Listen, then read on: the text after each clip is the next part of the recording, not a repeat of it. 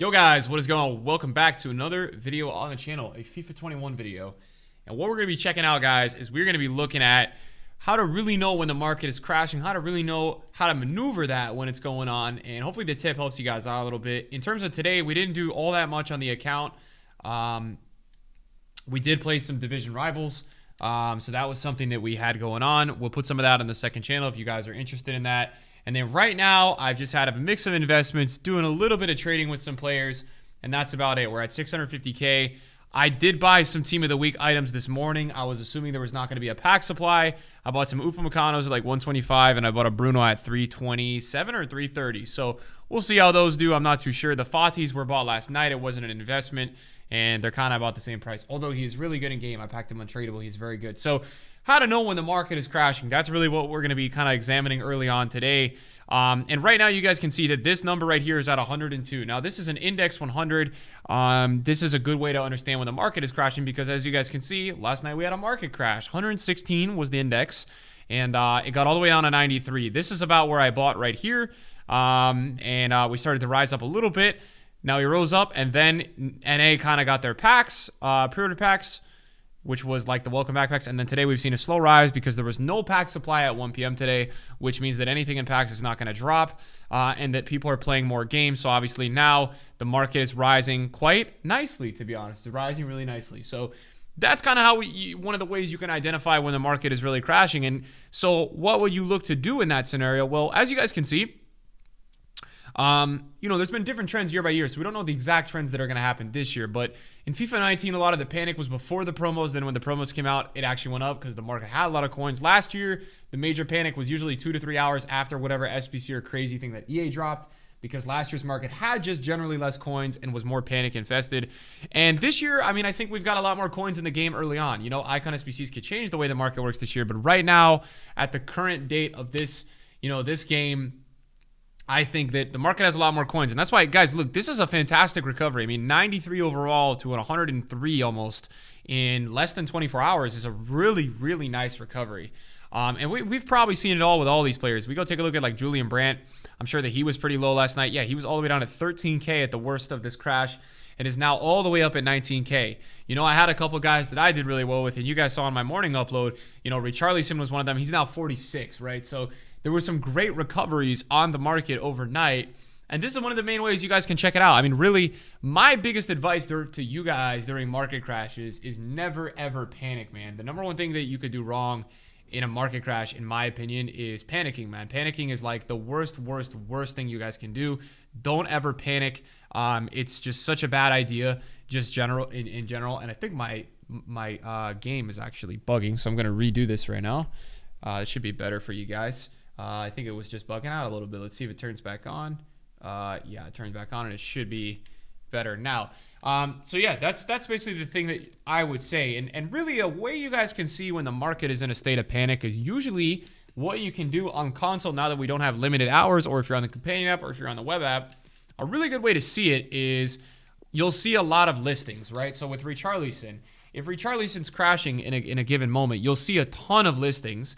And what you'll see with the listings is that none of them are selling. That's a really big deal. When you take a look at the listings, check out if they're selling or not, guys. That's usually a really big deal in terms of is a card crashing or not. The selling part is a big deal.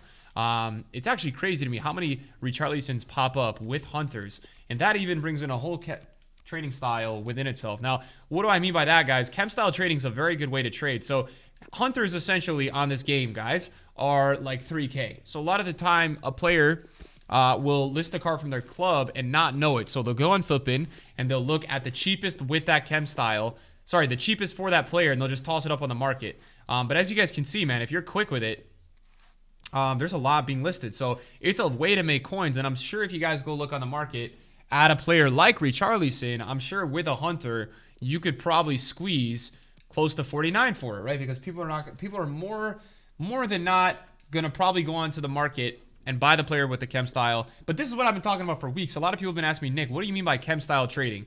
So I'll show you guys right now. And this is something that, look, this is not what I do a lot of the time, but it's a really good way to make coins. I like to do more trend trading, which is reading players' prices on a given hour. It's a really good way to make coins when the market's not doing much. So let's look at Promise, right? Promise is a very popular player on FIFA Ultimate Team, and probably a player that a lot of people would be looking at to use a Hunter on, right? Because it would boost the shooting and the pace in a really nice manner. So Promise right now on this game is 5.6K, 5.5K. So what you want to do is you want to go ahead and let's take a look at Promise with a Hunter, right? So Promise with a Hunter would make sense that he's probably 8.5 is my guess. So yeah, 8.5 is the cheapest on the market. So what you guys could do really with this player is just search at 7K, right? And let's see how often he pops up at this price. Now, I don't know if this is going to be a player that pops a lot, but the nice part about this type of player compared to a player like Richarlison is that Promise is a guy that has way less of attacks than Richarlison. So you're more often, if you do get this card with a Hunter, you're going to make a cleaner amount of coins. But again, you'd be wanting to look at players that pop up a lot. If I'm looking at this Promise now for about a minute and he doesn't pop up at all, it's probably not the card for me. There's probably better fish in the sea. There's probably better options for me to go for than just Quincy Promise with a Hunter. So I'd probably move on from this. But yeah, there's probably more you could do. And then obviously, anchors are worth a good amount this year. Let's check out a really popular player like Tomori. This is a player that I could see a lot of people using a shadow on. We know shadows are like 4K. So what's the cheapest for Tomori with a shadow, right? It's probably like 10K. It's probably max price, to be honest. Yeah, it's 10K, 9.9. So Tomori's a weird one because I think Tomori's card is also almost already max price. Is it? He's like 8K. Okay, so Tomori's like 7K. So what we could go ahead and check out, we want to know the exact value. And now we know the tax at 10,000 coins is 1,000. Is it 1,000 coins? No, it's like 500 coins or something. So Tomori is basically at 9.6 insta sell. 9.6 is about the insta sell price for Tomori. So let's try to get anything under 8.5. I mean, that's probably the most ideal for this. And then this way, let's see how often this pops up. And if this guy pops up a lot, then we might be in business, right? But this is just something that, look, this is something that's easy to do. Now, why am I bringing this up into a video in terms of how to read a market crash? Because this is one of the best things you guys can do in a market crash. What you'll notice already that I've showed you is that Hunters on players and shadows on players sell for more, right, on the card, obviously.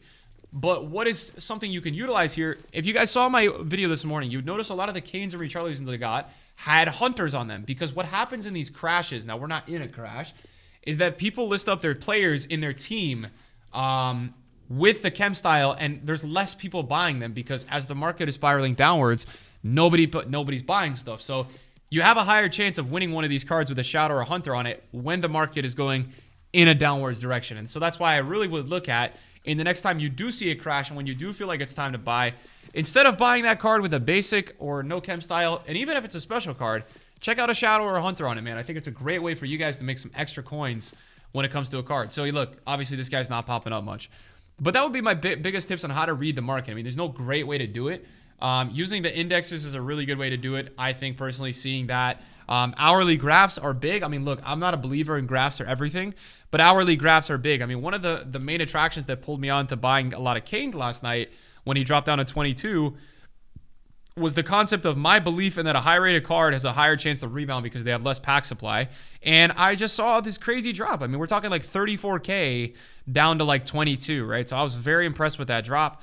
And then you can see we got that gradual, nice little rise today. So that was really the way that I had invested with Harry Kane. It was the way that I felt like it was best. And we ended up doing really well. So I was really happy with it, man. And that's kind of my best way to do it. Now, I get a lot of questions as well. Nick, are you trading in any icons yet? No, I've not been trading too many icons. The reason for that is that I feel like they're not really selling too much yet. So I'm kind of chilling out. I'm not really investing in too many icons yet.